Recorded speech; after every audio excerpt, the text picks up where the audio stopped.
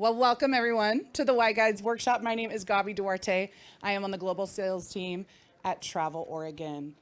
Come on in, there's some seats up here. Yep. There's seats up here in the front. Yeah, come on in. Come on in.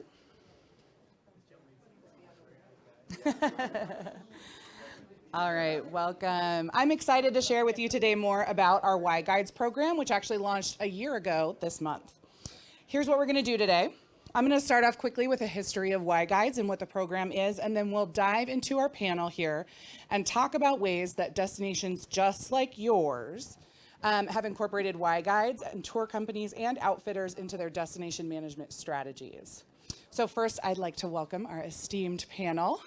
We have Dan Sizer with Go Wild American Adventures, Kate Harbour with Eastern Oregon Visitors Association, Annie Austin with Mount Hood Territory, Luke Spencer with Clackamas River Outfitters, Jamie McKinney-Fosek with America's Hub World Tours, and Billy Moser with Travel Portland. Now, I just want to get an idea of who is in the audience today. Do I have any DMOs? Excellent. Hoteliers? Oh, cool. How about CVB visitors, bureaus? Okay, excellent, awesome. So the goal today is to make sure that you all can walk away with some ideas about working with guides and outfitters and tour companies in your destination, just like these folks have today. So I'm gonna start things off on a personal note here, so bear with me. In 2019, we had a healthy baby girl, Maya. Here she is in Sun River. Her eyes are closed, but she is in fact having fun on our family vacation. This was last summer. But fast forward from October of 2019 to March 2020, things changed quite a bit. We were all kind of adjusting to a new normal, myself along with a 6-month-old. And then we get into the summer of 2020.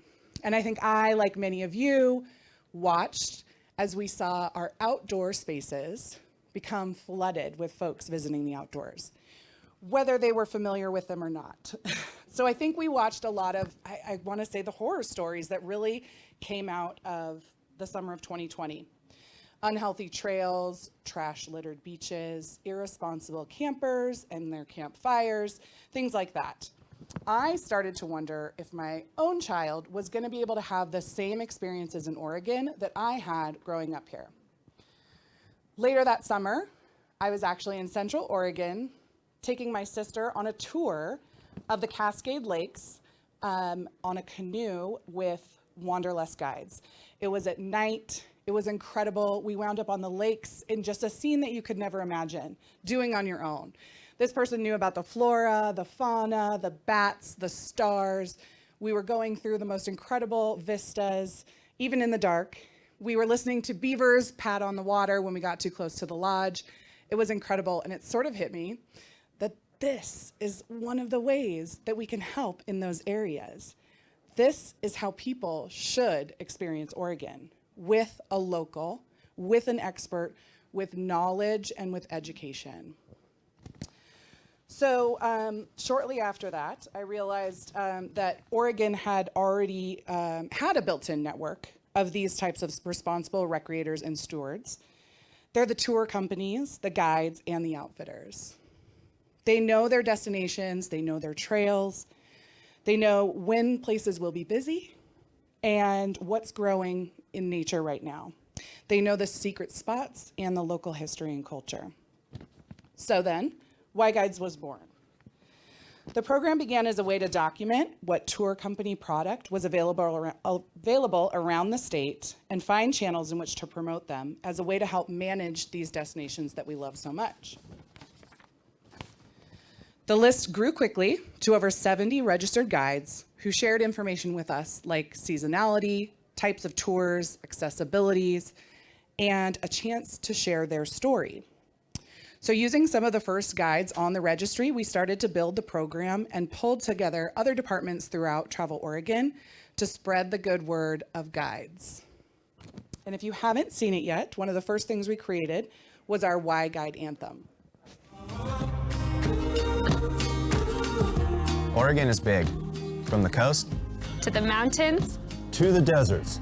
Yes, deserts. It's hard to know where to even start. With so much to do around Oregon, a guide can help you discover new, unexpected ways to explore our state. Because guides don't just love Oregon. We live it. We know every inch of these cities, These trails, And these lakes and rivers. And we can't wait to share them with you. from showing you delicious hidden gems, Unforgettable views. epic single track, and so much more. We're here to help you enjoy our wonderful state the way we do. Responsibly and sustainably.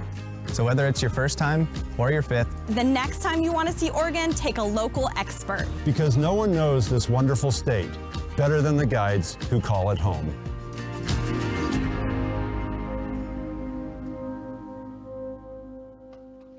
Very cool. So then we got to work promoting all of these guides and outfitters that we captured through this registry. Of course, getting them on our consumer channels, traveloregon.com. The global sales team was promoting them up in Canada through Expedia, Air Canada. There were a number of different campaigns. We also took them on the consumer side to different trade shows. Through Travel Trade, we brought them to IPW. We had a huge backdrop display that actually featured some of our guides and outfitters. And then most recently, we actually took a number of folks throughout the region, including 7 guides from each of the 7 regions, up to Vancouver for their outdoor adventure travel trade show. So it was really awesome to see, after the program had started almost a full year later, that we had guides and outfitters talking to Vancouverites who were interested in traveling to Oregon. So, at the bare minimum, Y Guides is a list. It's an audit, really, of the amazing program that we have here around, or amazing product that we already have here around the state. At the most, it's a way for you all to help manage your destination and the visitors that are coming to see you. So I'm very excited to start chatting here with our amazing panel of folks. We have 3 DMOs and 3 tour companies who are going to share some of the information that we've worked on with them at Y Guides, and just some of the own ways, even outside of Y Guides, that working with a tour company, guide, or outfitter has helped to manage their destination. So please welcome our wonderful panel.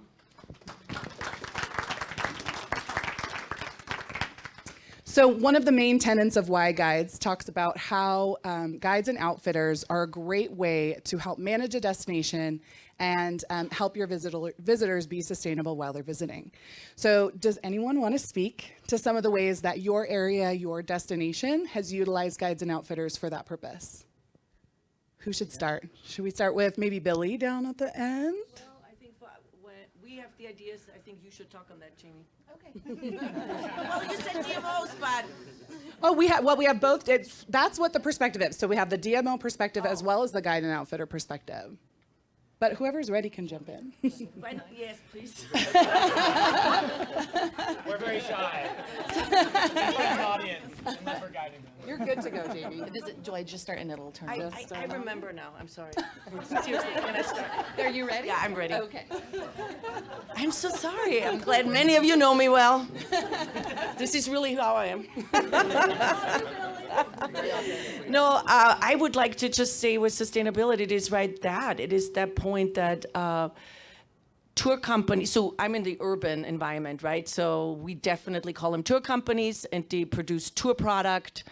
And the sustainability part of it is that, first of all, there's more people to one vehicle, that alone, right? So if you're going anywhere, let's say to the Rose Garden, you have 14 people in a vehicle or even more versus you have, 7 different cars with 2 people each. So just, it's as basic as that. The other thing is that the sustainability factor is that we have to, so I think it comes from as simple as that, to maximize the experience, because we look at tour companies really as an attraction in Portland. So we have the Portland Art Museum, we have the International Test Rose Garden, all of those are physical attractions, but it is going with a tour company is really also an attraction, because they are the one that are bringing the experience alive and are making the attraction. So that for me is the sustainability factor, just on the very top level of that. I remember having a conversation with Governor Kittaba back in the first administration, and he didn't want to have motor coaches go to any, I don't want to say where he didn't want the motor coach to go. And then I said to him, I said, but 56 people come in one vehicle versus, 26 vehicles, 2 people each. And then he kind of looked at me and he said, yeah, you're right, Billy. I love that. So I'm going with that.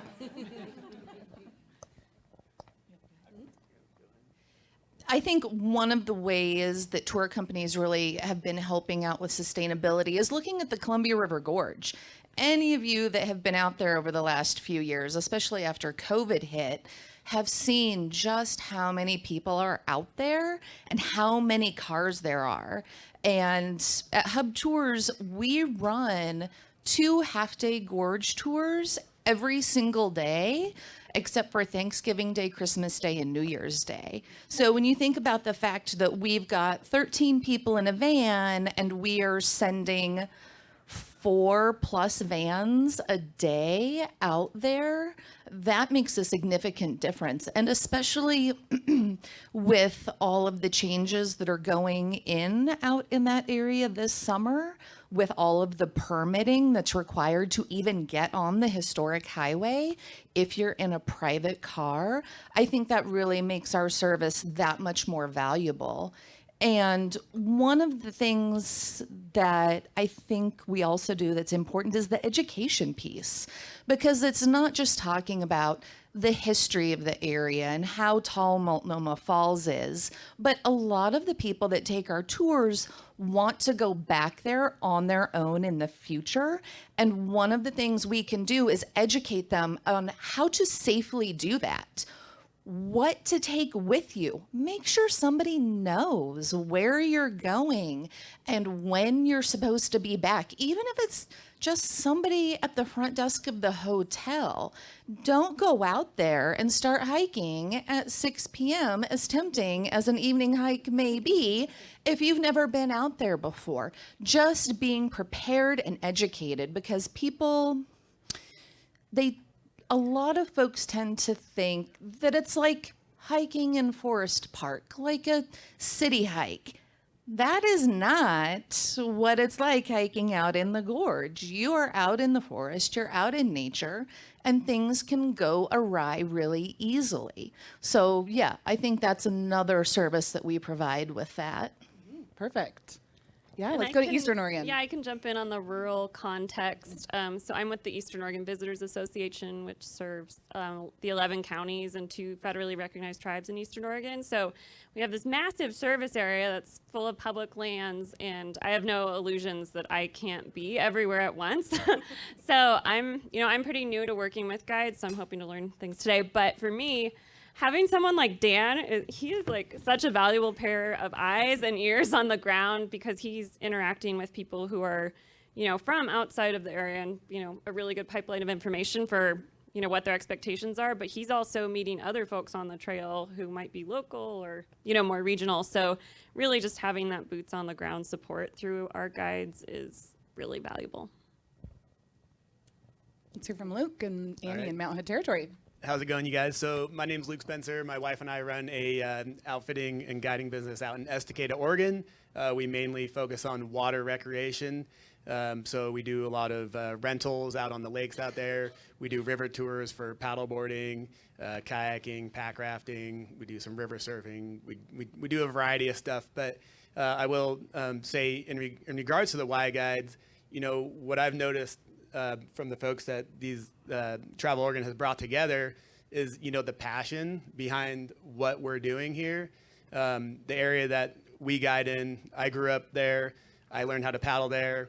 I still live there. And, we are very passionate about what we do. We want to create sustainability in regards to bringing folks there, but not blowing it up. So, too many people don't create a great experience, right? And I'm sure you guys have been to that trailhead or been to the mountain or somewhere where you're like, oh man, there's just so many people here. So, we value the areas where we work. Most of us are involved in stuff beyond our business, so we do a lot of I'm personally involved in access programs. We're working with the power company, the Forest Service, a lot of different entities that make these places go.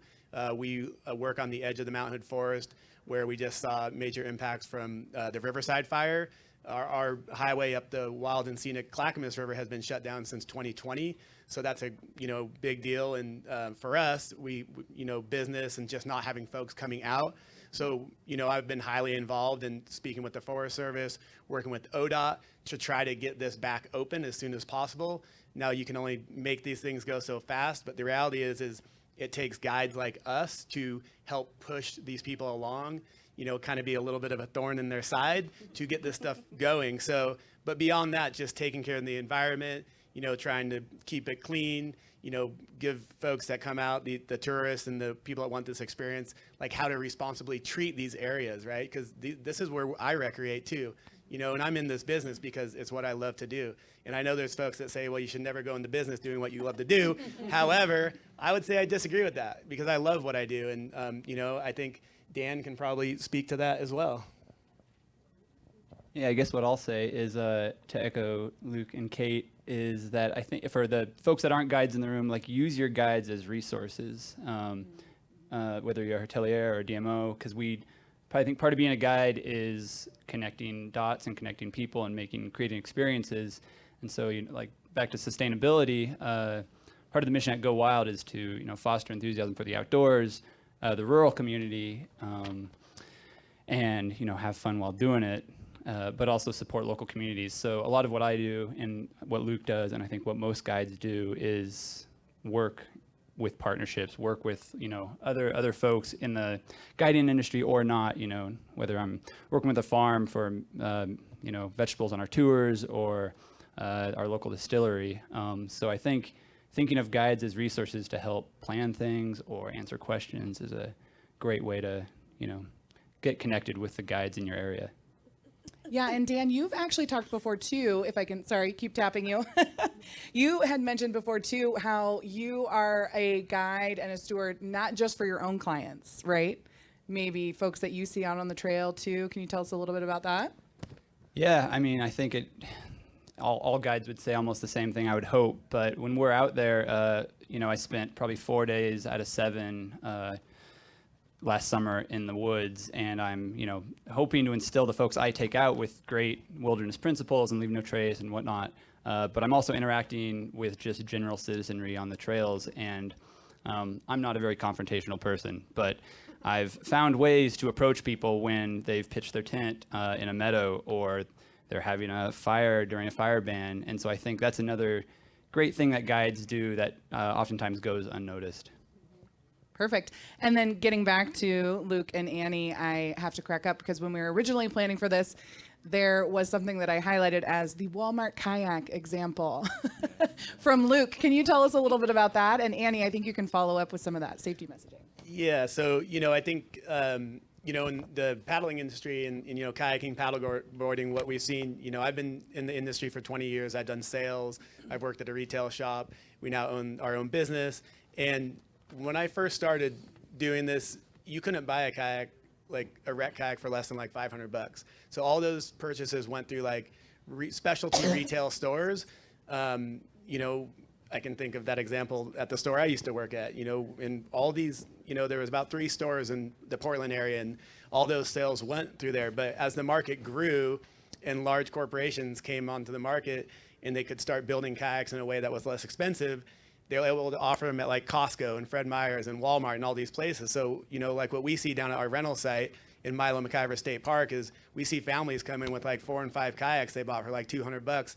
These folks have zero, information about how to be good stewards, how to, work with the other folks that are recreating, whether they're motor boaters or fishermen or whatever those might be. And that creates a lot of conflict. So, we're able to, we have a retail store as well. So part of our business is just telling people how to, do that responsible recreation. And, like say, for instance, Milo McIver State Park, after the COVID hit, they went from, I don't know what their staff was, down to 4. This is a very large park. And one of the places that we rent and operate, has fishing, motorboat, and that design there at that launch was never designed for non-motorized recreation. And so what you have is a giant cluster of folks just dumping all their gear like right there, right in front of where, the motorboats are supposed to back down and launch. And these guys just get so upset, and you have these giant conflicts, and that doesn't create a good experience for folks. So, when you're talking guides, whether it's rentals or guided services or running like a specialty retail shop, we really have a lot of valuable information, a lot of help we can do for the community. And so I think beyond, trying to leave no trace, trying to keep folks safe out there, trying to mitigate like irresponsible behaviors on the trails and out on the water, we're just there to help.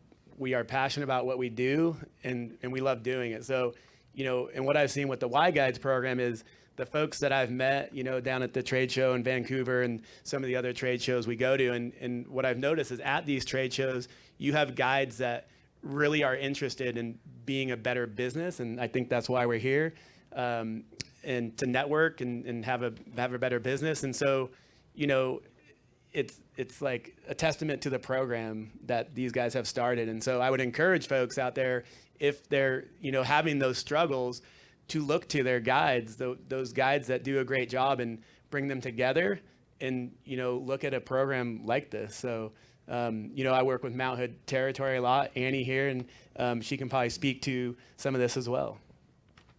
Yeah. Annie, if you wouldn't mind too talking about safety, and especially about the George Washington study too. That'd be great. So I will use myself, and Gabi, this is I think the first you've heard this one, but I'll use myself as a safety example. I've been on my share of Upper Clackamas whitewater rafting trips. I've gone with Blue Sky Rafting, good friend of everyone here, I believe. And they did an incredible job teaching everyone on those trips the safety basics, what to do if you go over, wear helmets, there are rocks, things like that. So I was suited up, had the right gear, had my helmet from them, had my life jacket, all of that good fun stuff. We went through rapids, and they did exactly what the rapids should do, which is like splash us around, and we were having a really great time. And there was one rapid where I went over, still having a really great time. And I wasn't scared at all. I immediately did exactly what they said to do, was all out with my arms stretched and everything, and waited to be rescued. And I was told that I was a really, really great rescuee. I did an excellent job. So it was a really positive experience. And zero fear. I knew I was in good hands. I did exactly what they told me to do. And so here I am today. Yeah, thank goodness. Again, helmet, life jacket, competent guides, and training. So it all went well. The second thing I wanted to mention is that Oregon's Mount Hood Territory, we've done a lot of work as far as a destination sustainability assessment to see kind of where our entire county, we are Clackamas County, where our county is at as a destination. And one thing that we like to remind ourselves is that when we talk about sustainability, we're not just talking about climate, the planet, place. While that is very, very important, there are definitely other elements. And so with us, just a couple, we look at sustainable businesses that can stay in business, something very important. And then also sustainable communities. And so some of what guides have to offer, guides, Oregon guides, guide services, outfitters, etc. They're in Oregon. So when visitors come, when locals go with guides, they're supporting an Oregon company. They're supporting folks who are residents who work there, or they're supporting folks who may be coming in, but they're living there, supporting those economies. And that's really important in and of itself. But then also, as we mentioned, like guides and these guiding services, they have the good P word, passion. They have passion and they know their areas. And in our case, and probably in quite a few cases here, you have communities that are close to recreation. We have communities very close to rivers, Clackamas River being one of them. And when you go with a guide, they're telling you, like the cool brewery to go to afterwards. They're telling you, like where you can get handmade jewelry. They're telling you about like the murals that you can see, and make sure to stop at Spiral Gallery because it's a co-op and the people there are actually artists and they can tell you about that work. So, so guides really can make a difference in the communities near where those guiding services and those fun experiences happen. Great, thank you so much. And that actually leads me to how guides and outfitters can help visitors discover unique experiences throughout the state. So actually, Dan, I was hoping you might talk about this a little bit more, how you incorporate local businesses and what that means for your visitors. Yeah, I mean, Annie just said, I think our mics are doing a little weird thing, but maybe. I guess I'll just sort of echo what Annie said in that when we're creating experiences, and I guess to backtrack, when I start to create an experience, I'm thinking sort of my own travels and what makes those good. And I always go back to the people I meet, the food I eat, and sort of experiences that push the boundaries. And so those are things I try to integrate into every single thing that Go Wild does. And that people piece is so huge. I think we've heard that throughout the conference, right?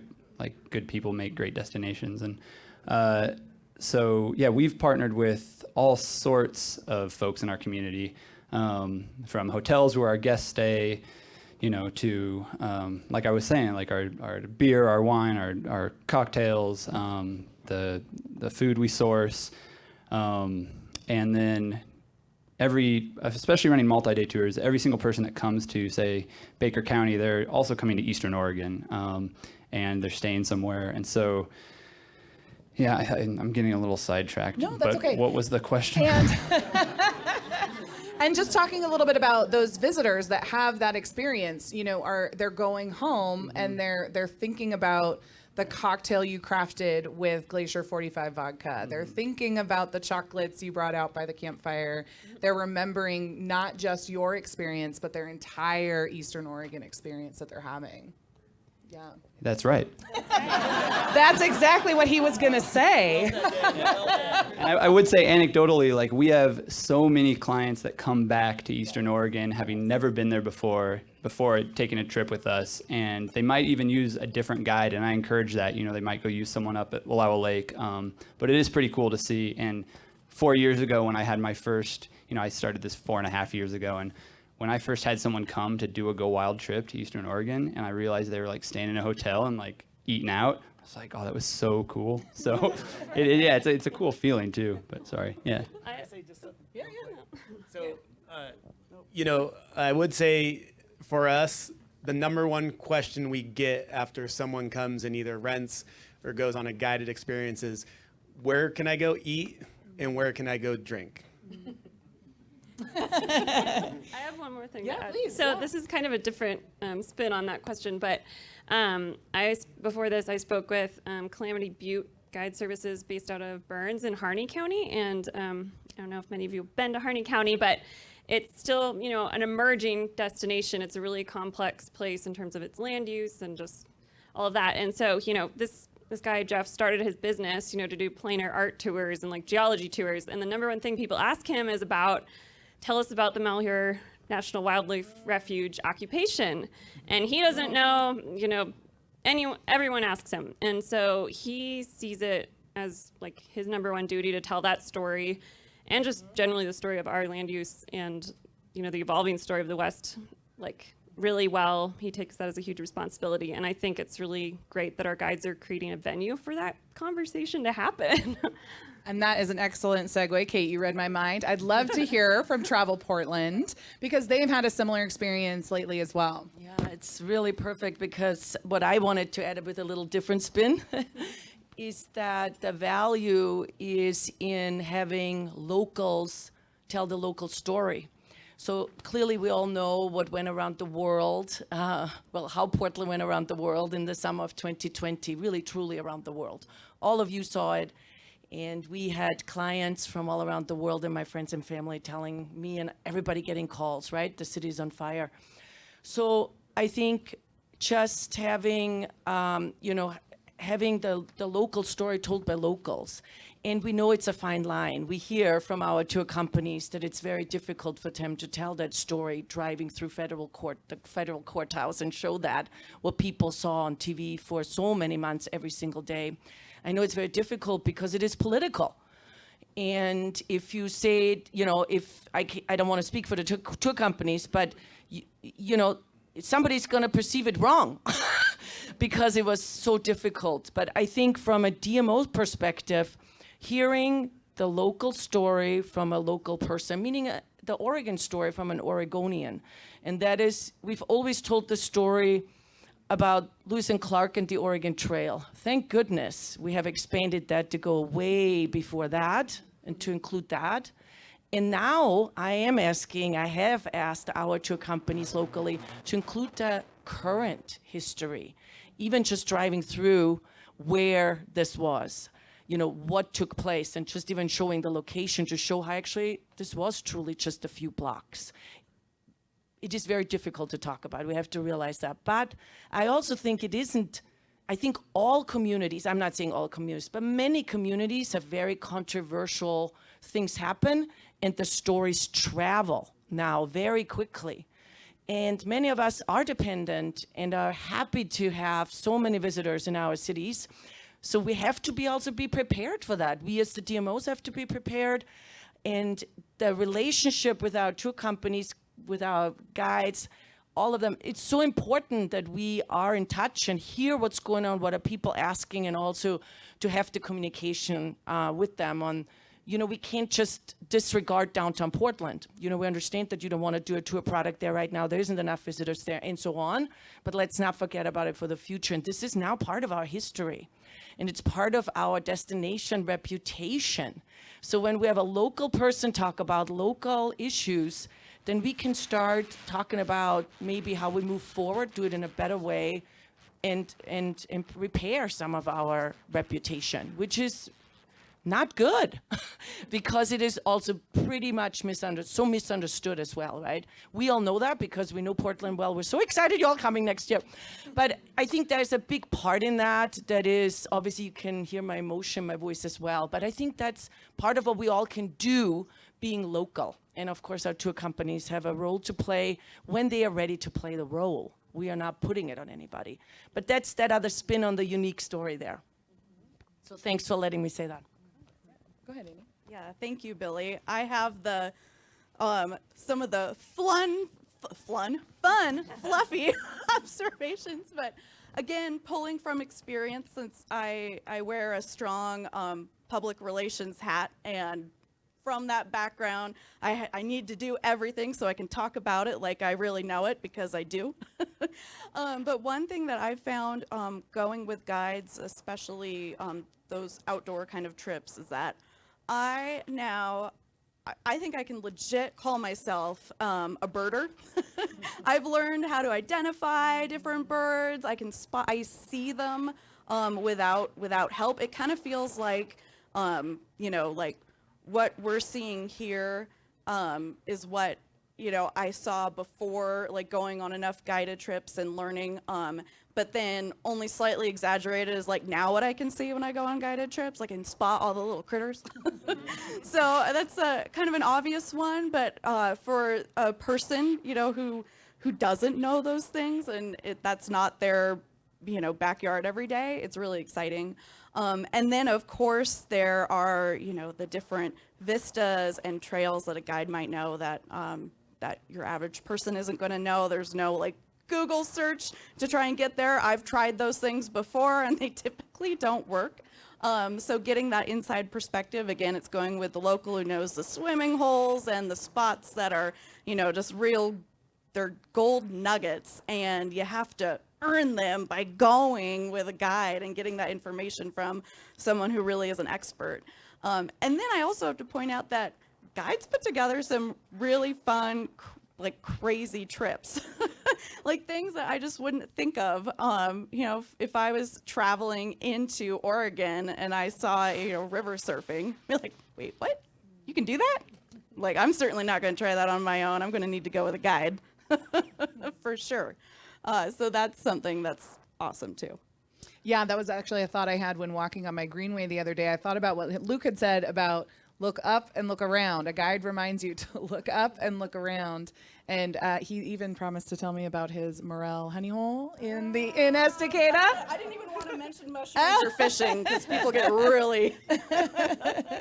But it is a great reminder that, yes, the guides, and Luke, you can speak to this too. I mean, you grew up on that river in that area for what, 13 plus years? Yeah, I mean, so I went to high school very close to where we guide. I learned how to paddle, like I was mentioning there. And, if you want to find out where to go to get away from the people, obviously it's a little case sensitive because everybody wants to keep those places to themselves. But, we're always happy to divulge some really cool information. And, in regards to knowing about where you're going and trying to educate those folks coming on your experiences, we get folks that come out and they don't even know the name of the river that they're traveling down.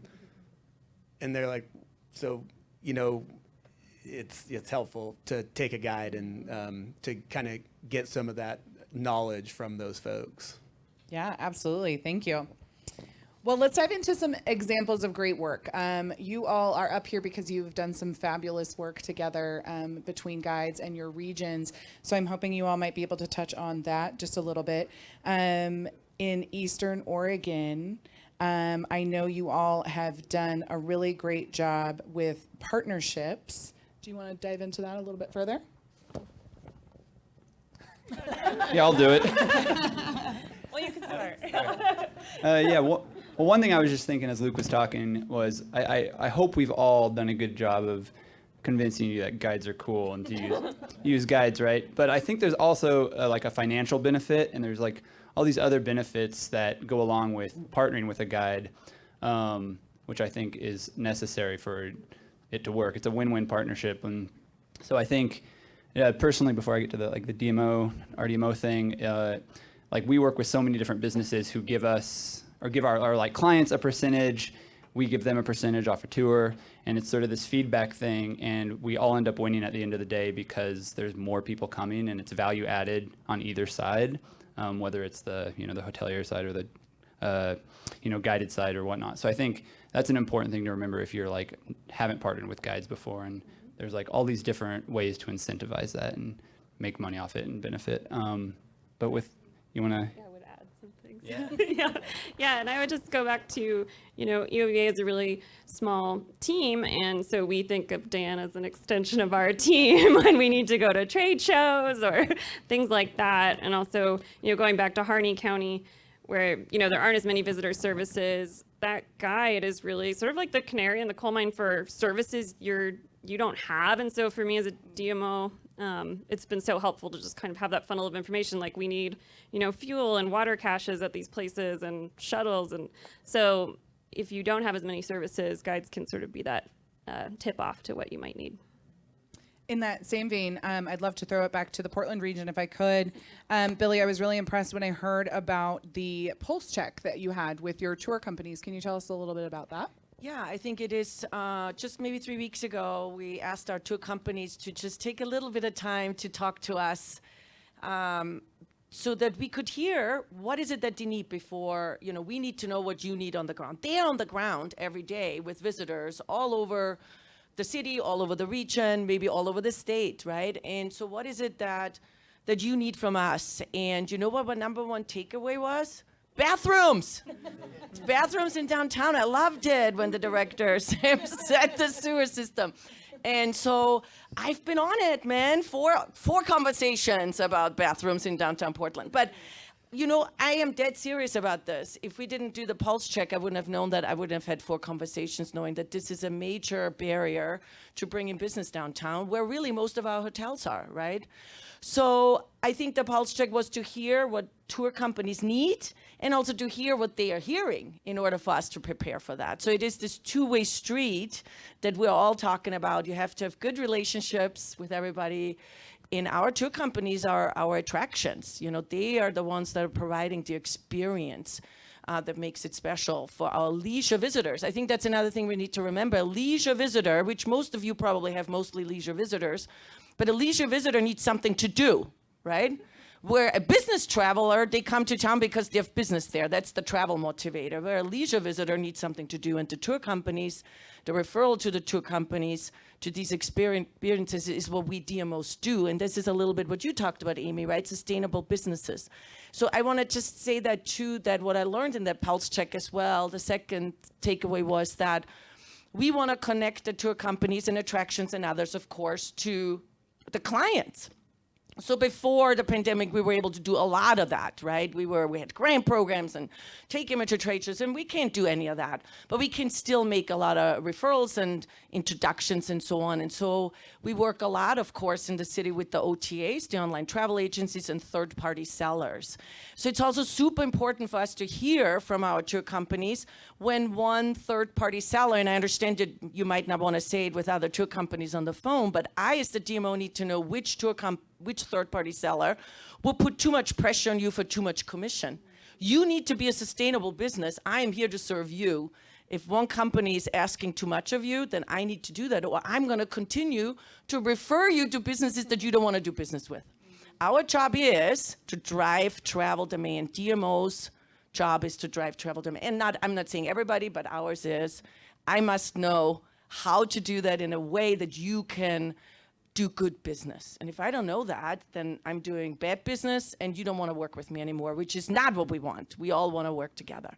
So those were my 2 large takeaways for me to follow up and so on. So that was what I got out of the pulse check. Yeah, great. And Jamie, you were actually in the room representing Hub. Can you speak to what that experience was like on the guide operator side? The pulse check was fantastic because it's not very often that all of the tour companies and guiding companies get together in one location and are able to talk to each other and hear, okay, hey, these are the issues I'm having. And that came up a couple of times, people talking about the things that they were seeing, the problems that they're having. And it was so nice to say, oh, okay, I'm not the only one in this boat. That was great.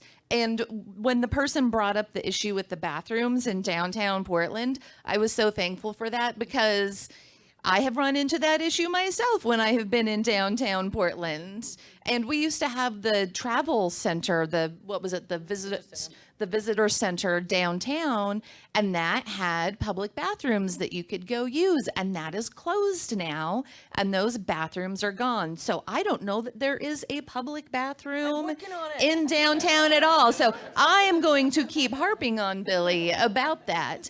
But it would be wonderful to do something like that, even if it was only every 3 months or every 6 months, where all of us Portland tour companies get together and say, hey, this is what I'm seeing. What are you seeing? Because I thought it was really handy and it was really useful. Excellent. Thank you so much. So moving back to Mount Hood territory and examples of really great work. You all, along the same time that Y Guides started, you had done a research program with George Washington University that directed you towards using guides and outfitters, and that led to some really great media that you worked on. Can you tell us about that? Yeah, so I will back up for 1 second and say that our team, we did quite a bit of work around the time of year that we get together with our Tourism Development Council. We reached out to community leaders, to tourism community leads, to Tourism Development Council folks, to individual partners, and we collected qualitative data to find out, what are pain points right now, what's going on, where do you want to see improvement, with where you are as a business or where you are as a community. Basically, what can we do to help? And from that, we worked really hard as part of Clackamas County, we are a government entity, to develop what we call our critical issues. So it sounded at first a little bit negative. We were like, oh, critical issues. Again, sounds negative. But what I have found and what our team has found is that they have been really helpful in knowing what projects to really dig into and what can be put on the back burner. So for example, one of our critical issues, no surprise, COVID wildfire impacts. Another critical issue, overuse, underuse. And with those critical issues, we also spent a lot of time making sure that we knew the types of messages that community members, tourism partners, leadership, what everyone wanted to see. So we had a really good framework of basically the messages, the stories that we want to get across. So I will say that marketing at its heart is definitely, you can't tear marketing out of destination management. Because if you have a story or you have a message to tell, you have to do it in some manner, and marketing is where you're going to do it. So with that said, with the Y Guides program, it was just this perfect marrying of what we were trying to accomplish and this program. I mean, it was, where was an impacted area definitely from wildfires and from COVID, Estacada, the Clackamas River. There was work to be done, and we wanted to do it, and we had the guidance and the framework to say, yes, let's dig into this, and yes, let's do it as a, dig into it from the Y Guides perspective. But also, again, with the sustainability work that Gabi referenced, we didn't just want to talk about guides, which really Y Guides is all about that, not just talking about guides, but what all of that can do for folks. So we put together a campaign with Coin 6, and another thing we did, a little mention, is that we reached out to the tour guides before we actually settled up on the campaign. So we waited for the buy until we knew that the tour guides wanted to participate. So again, making sure that our efforts were efforts that were wanted and needed, and not just ones that we thought were wanted and needed, or at least, kind of hit the mark. So we moved forward, and we had 5 weeks of a guide with us on Coin for a 5 to 7 minute segment. And they got to talk about their basically Y Guides, like what was super cool about them, what was unique, why go with them. And then we had Mount Hood Territory, me, as the other person following up to tie it into a community element. So, 1 week we were talking, Y Guides, and then I had my chickens on with me, and we talked about different Estacada farms. And then another time it was all about the art in Estacada. So we had different themes, and we got to, again, talk quite a bit about the community and how folks can, go experience and also have that positive impact on the community, and then also go out with the guides. And Luke was part of that. He did an amazing job. Yeah. So you were basically able to incorporate with maybe marketing funds that you already had a whole sort of media campaign around guides and outfitters in your area. And a big part of that, I remember you talking about too, was the waterways recreation, right? Because you had a number of issues in the water, folks not doing, really a piece of it was the safety messaging, right? Yeah, always safety messaging, absolutely. And it was not just, again, it was, really all of the elements were necessary. It was when we were going through the Y Guides talking points, it was like, okay, these are all of the things that are needed to really get across our points. So again, why recreate the wheel?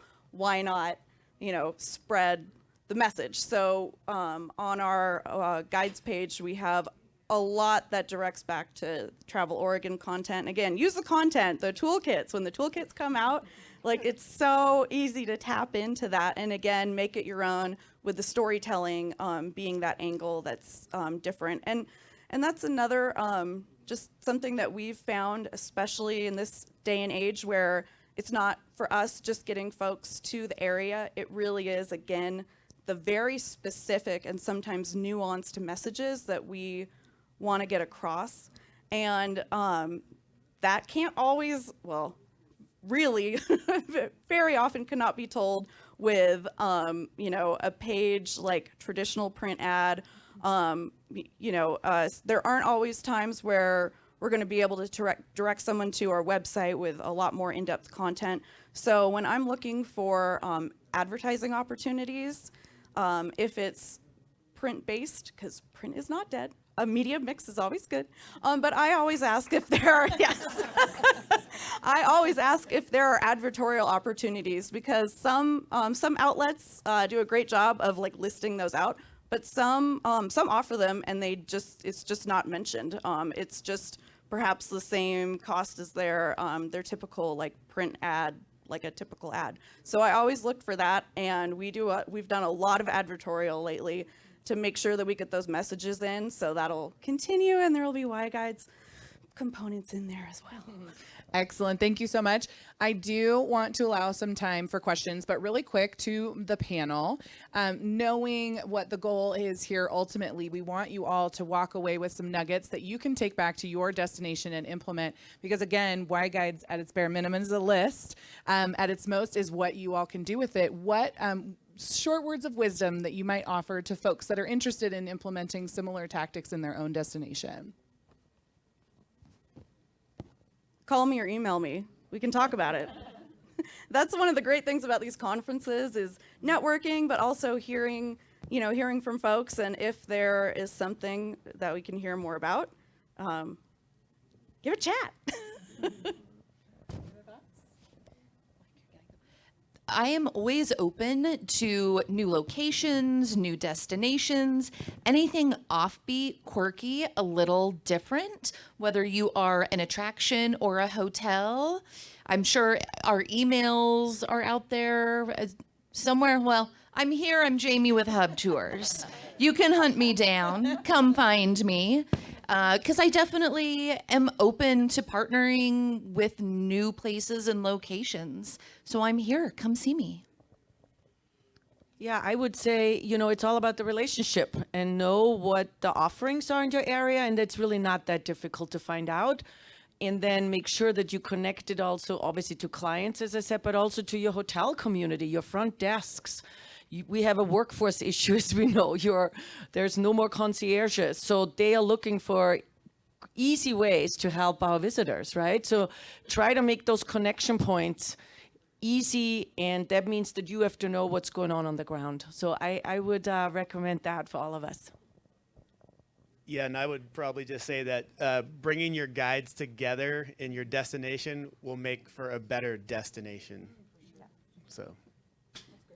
I was going to underscore, pick up the phone. If you work in Eastern Oregon, please call me. And then also just your point to, use the toolkits that Travel Oregon makes, opt into the programs, because, once you get that momentum, and there's just a lot more impact you can have when that network exists. And I was going to say, when you get your guides together, make sure to have someone from marketing communications in there taking notes, writing down the stories, and then using that as content, because again, it's the stories that drive. Like, that's where you get the juicy stuff when they forget you're there.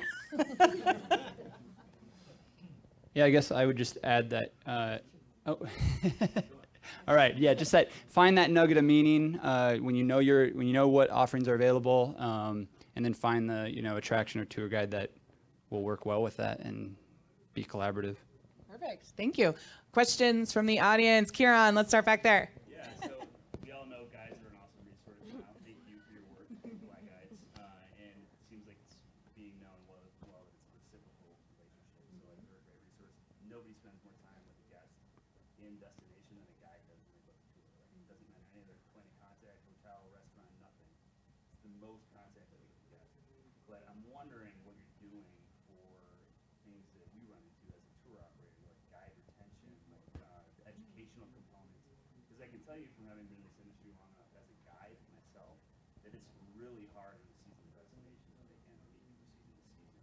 And as a tour operator, I can tell you that guide retention from season to season is one of our biggest challenges. I bet David will agree with me. Yeah, great. So yeah, just to repeat the question for the folks that are streaming in live with us, Kieran was asking about guide retention for folks that, and I will say that a couple of our operators here are pretty small, but guide retention from season to season. So I don't know, Jamie, if you have some thoughts on that. Luke, I know you guys have a pretty big crew in the summer as well.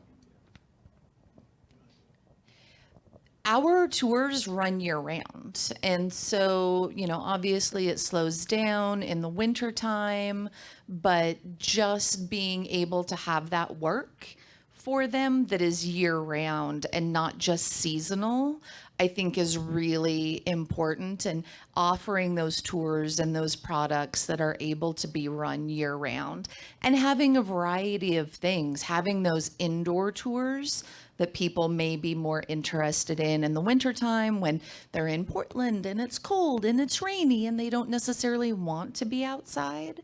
So that's one of the big things that I hear, is that people want to have that year-round work available to them, and just having the products available to make that happen. I just want to clarify my question. Oh, sorry. Actually, about what the DMO is doing to support the guiding industry and support the seasonality problem for the rest of it. I know that Oregon Sea Grant was an awesome program that provided educational opportunity for guides, so you could get training and get everybody kind of at a higher level in the destination with the guiding that they do. Things like training for what are first responder, first aid that are requisite for guides in a destination that are really cost prohibitive. You're making your baseline salary between seasonality.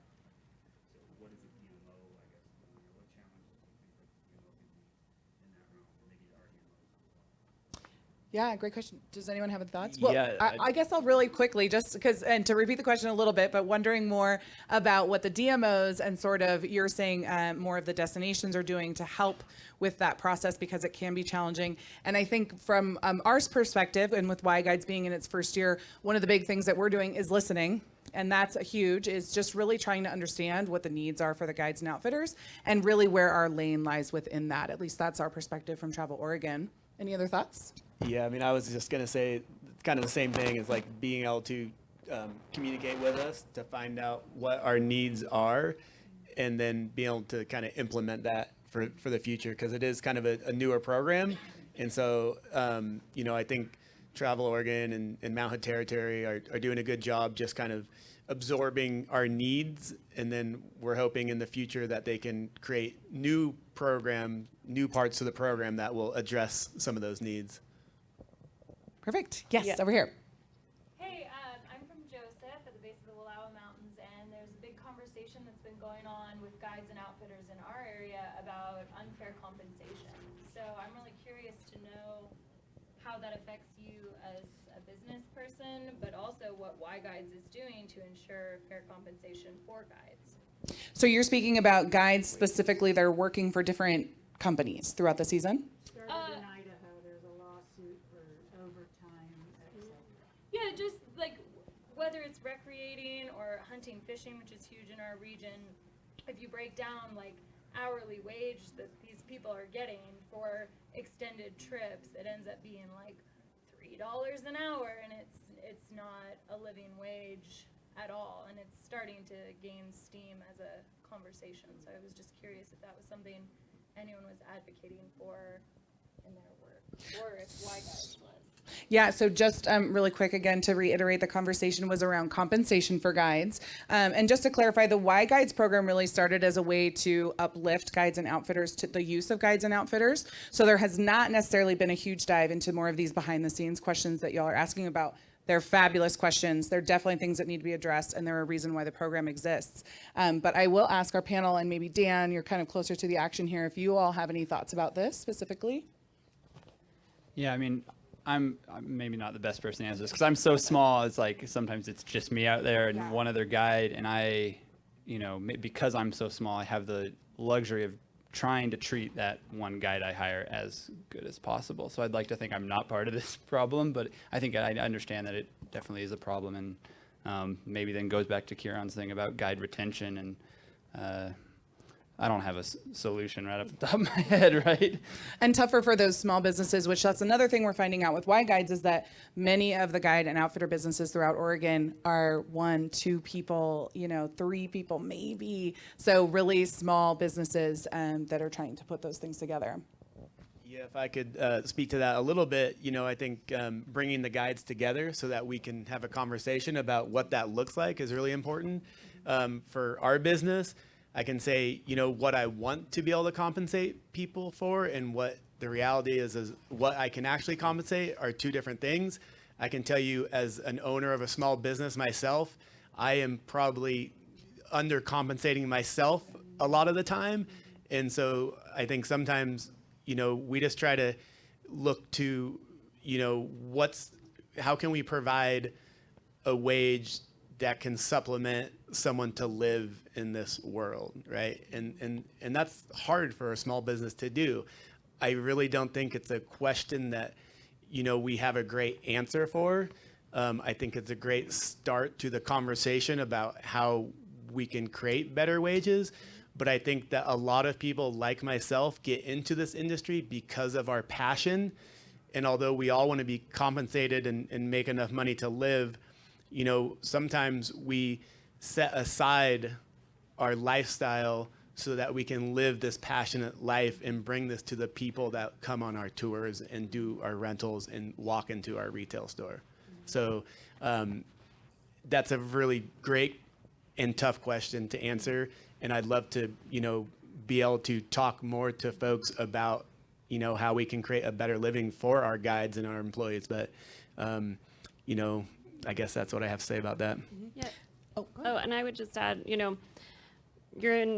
we work in the same region and I've never met, so to me that speaks to just, underlining the need to, network and outreach. And, a lot of us in the DMO world are kind of generalists. And so, I didn't even know that lawsuit was happening in Idaho. And so that's great information to have. And so I hope, you all will connect with your DMOs and your RDMOs because, when it's working well, that's kind of the pipeline to how you get to folks like Travel Oregon and those larger advocating powers. And we want to be on your team. So thank you.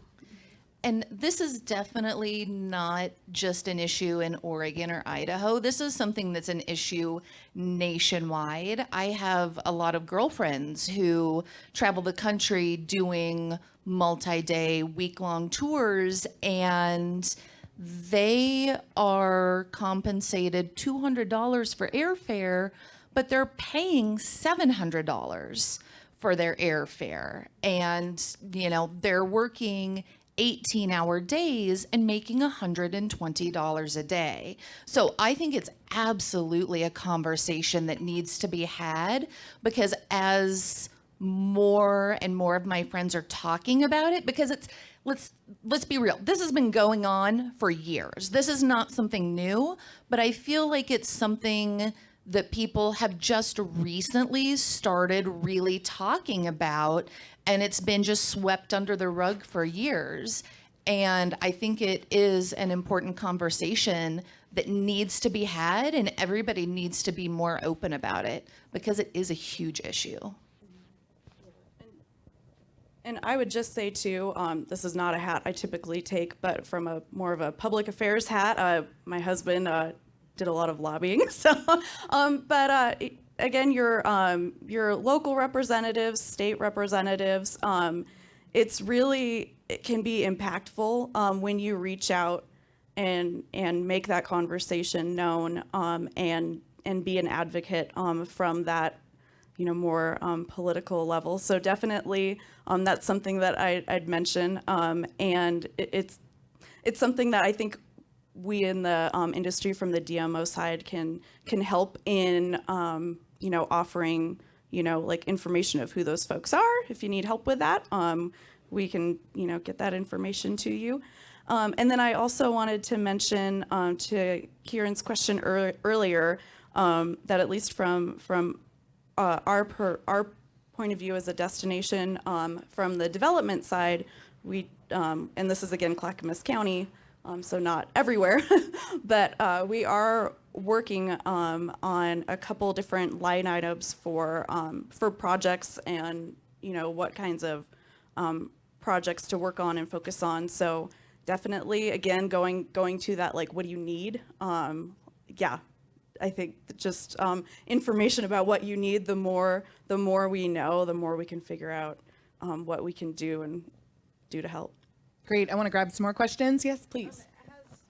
It's kind of twofold to the question about like first aid training. I think as a DMO, we can work with even our local paid or volunteer fire departments that do CPR training to actually be that partner for an outfitter that may need to be recertified. The other question I have, and this is there anyone from the Oregon Marine Board here? And maybe this then is a question for the guides, when you have to be recertified by the Oregon Marine Board, did they ask you when your CPR certification expires? And if that's the case, then there's that database that maybe as a DMO, if it coincides with, in every other year they need to be certified, then maybe that's where we can automatically know as a DMO, okay, I need to coordinate a CPR class. You just have to check the box. We're a certified guide for outfitter for with the Oregon State Marine Board, and so we have to reapply every year. And every year they check to make sure that our guides, our rental staff, does not need it, but our guides have to be certified. And some of those certifications last for 2 seasons. Some of them last for a season, and then there's specific ones that are accepted, and there's one that are not. Through COVID, it was a different story because you couldn't get recertified, but so yeah, there is some checks and balances there that they require to make sure that folks are keeping that cert up. So it could be a place to start, but maybe not you might not catch everybody in that way. Yeah. Question over here. I'm with Oregon Sea and wanted to follow up on Karen just one thing. The guide recognition program that we developed is available across the state online, so if anyone wants information on that, it's out there for the DMO. But I had a question on, it's called Gorge, gorgeguide.org. The DMOs, in terms of marketing, have things changed? Are you have plans, or are you already doing marketing to convince the market that going with a guide is a better experience? Because that's not been the normal part of marketing. Yes. Yeah, let me repeat that question really quick for our folks streaming in. Have the DMOs actually changed the way they market to promote guides and outfitters to visitors? 100%. I mean, I'm speaking for at least for our DMO, but 100,000,000%. Yes, that is absolutely. And again, for us, it goes back to looking at our critical issues and looking at the messages that make a positive impact, that chip away at those critical issues. And again, 100% talking about going with a guide, why that's so cool, why it's important. And I also think that the traveler is kind of like, there's a natural meeting in the middle happening. More and more travelers, especially international, and that'll be, that's picking up. It really makes a difference to them how they're traveling. They want to know. They want to know that the business that they're going with has good business practices, and that they're going to have a unique experience. I mean, and all the things we're talking about here. So from on the marketing side, it makes sense from what we want to do to help our communities, our residents, our tourism partners, but it also makes sense from how we're communicating with visitors. Absolutely. And again, that deeper story, it's really helpful. And definitely from a Travel Oregon perspective, if you were able to see some of the stuff that we showed in the beginning, are definitely promoting and uplifting guides and outfitters for sure. I'm going to grab over here just because I know your hand's been up for a while. From the Travel Oregon Welcome Centers. There's 8 welcome centers in Oregon. And I'm looking at this from a whole different perspective than you guys. My question is, how many's in your program? Oh, there's about almost 80 or just about over 80. And I'm assuming if you go to the website, there's stuff that we can print off. Yes. And my other thing is like when she mentioned paper, printable. That's what we deal in, but when we had a meeting earlier than you guys, we've been here since Saturday. And the first things we went through everything, and they found that at the welcome centers, if they stop, and people ask us all the time for kayaking, tour guides, all this, and we have really nothing printed in the welcome centers. Which I hope this is a good resource. But my thing is, we found that they spend 60% more time. 68% more spend. And they'll spend more time if they pick up stuff at my welcome center and they haven't planned it.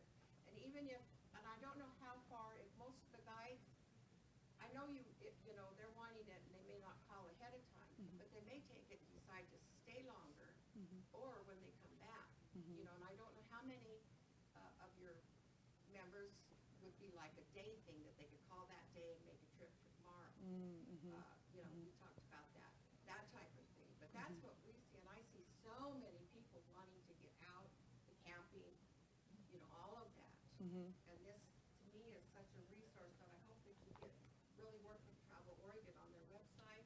And if you tell your people that what they're putting on your website needs to be print friendly.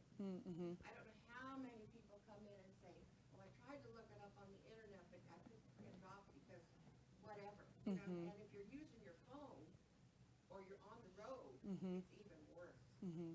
Yeah, no, that's They great. want us to hand them Right, absolutely. Yes, I do have some great pieces, and I can connect with Allison on this. Our team is also working on a print guide that's going to have, that has a lot more resources for guides and outfitters.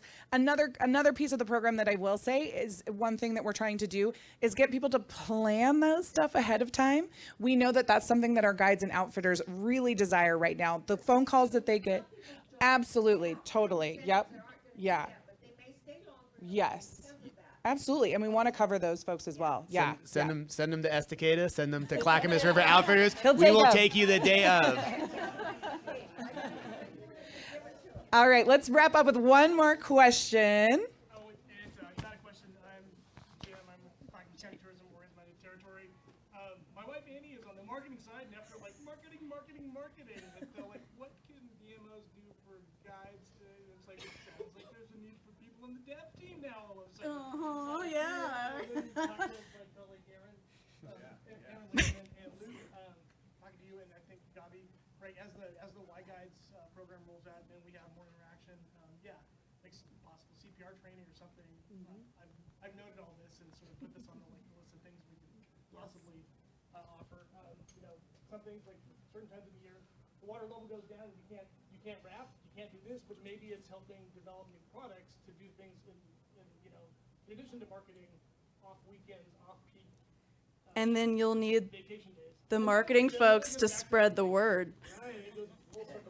Well, we on the marketing side, we're helpers.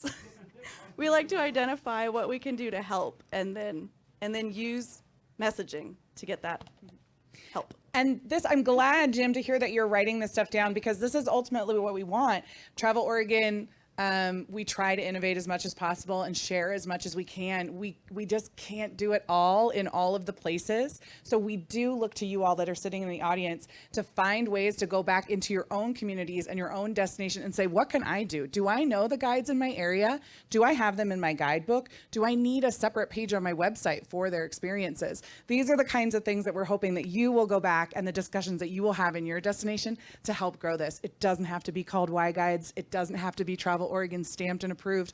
You are all capable and powerful enough to go back and implement these things in your own destination. All right. Yeah. Let's close it out. Yeah. I just want to say that I think Y Guides has been very valuable. I'm excited to see what more it can do, and I also just want to recognize that this is Gabi's brainchild, and I think we should all give her a round of applause because it's pretty cool. And keep clapping for our panel, please. Thank you so much for joining us, everybody. We'll see you later this evening. Thanks, you guys. Thanks for listening. Yeah, get your